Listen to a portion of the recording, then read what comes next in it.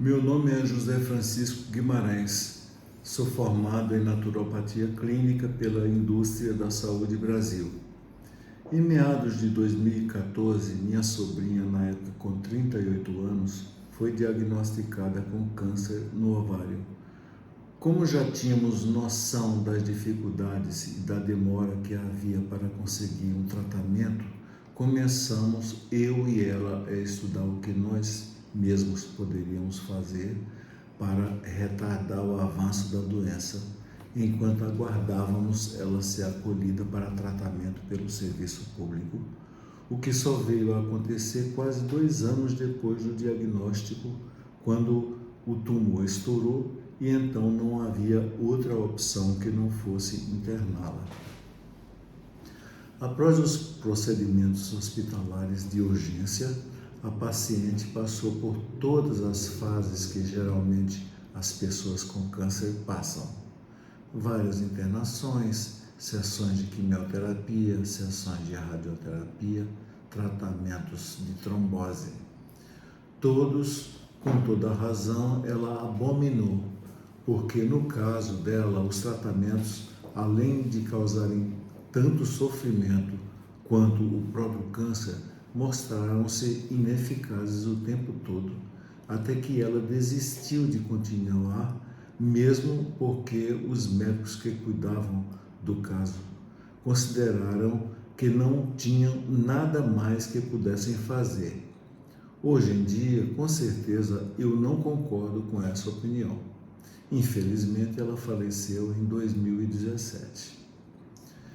Pena que naquela época nós não fazíamos ideia de que já havia várias possibilidades de tratamentos alternativos, mas na maioria das vezes a gente só pensa nisso quando os problemas já avançaram muito e se tornaram mais difíceis de serem resolvidos.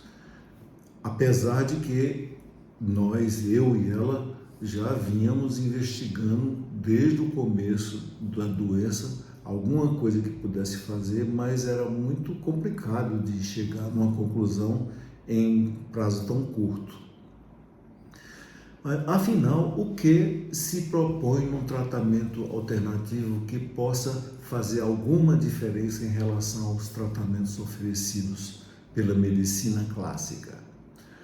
Os tratamentos naturais coadjuvantes, sempre não invasivos, se ministrados de forma criteriosa, não interferem nas condutas terapêuticas em uso e servem como alternativa na ausência dos tratamentos convencionais. Servem também para aqueles que se recusam a passar por todos ou por alguns dos efeitos colaterais da quimioterapia e da radioterapia: vômito, dor de cabeça, anemia, constipação, diarreia, sangramento, fadiga, perda de cabelos, infecções, distúrbios sexuais, pele e unhas com sequelas, comprometimento cognitivo, feridas na boca, náuseas, falta de apetite, emagrecimento, fraqueza, mal-estar. Algumas pessoas, principalmente aquelas que, como eu, conviveram com alguém em tratamento de câncer, adorariam saber que existem outras alternativas nem tão desconfortáveis quanto as utilizadas na maioria dos tratamentos para a doença.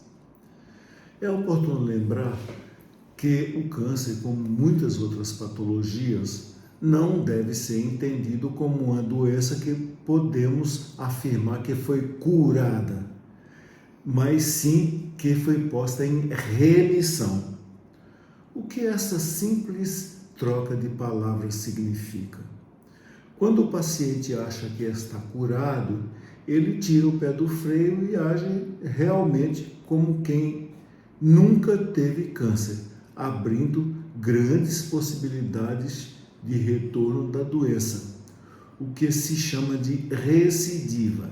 No entanto, se ele ou ela seguir as orientações que qualquer pessoa que teve câncer deve seguir, é muito provável que jamais o câncer voltará.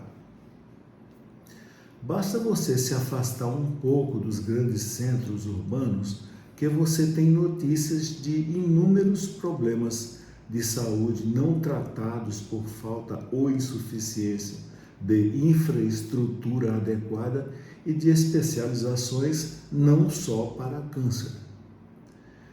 Esse é um assunto muito longo e não dá para se aprofundar nele com poucas palavras.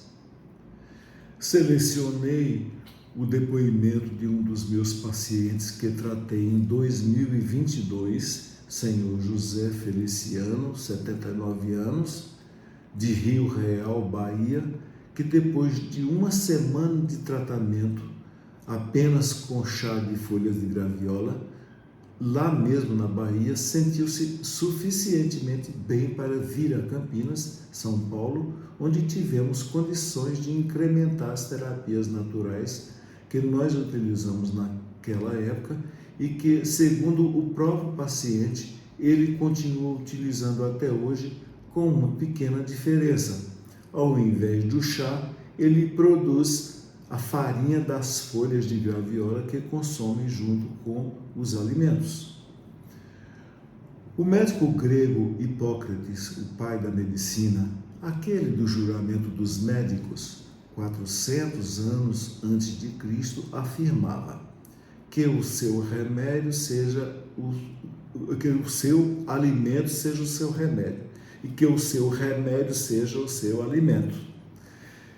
Vejam quanta sabedoria. Já naquela época, mais de 2.400 anos atrás, Hipócrates já percebia que o segredo da saúde ou da doença está no que você usa para se alimentar. Havia uma grande vantagem naquela época. Não existia produtos alimentícios industrializados. Isso fazia muita diferença em relação aos dias de hoje. Para finalizar a nossa conversa, vou só abordar o assunto imunidade, ou melhor, deficiência imunitária, que está por trás de mais de 80% dos problemas de saúde que acometem boa parte da população. Será tema do nosso próximo encontro. Agradeço por sua atenção. Até mais ver.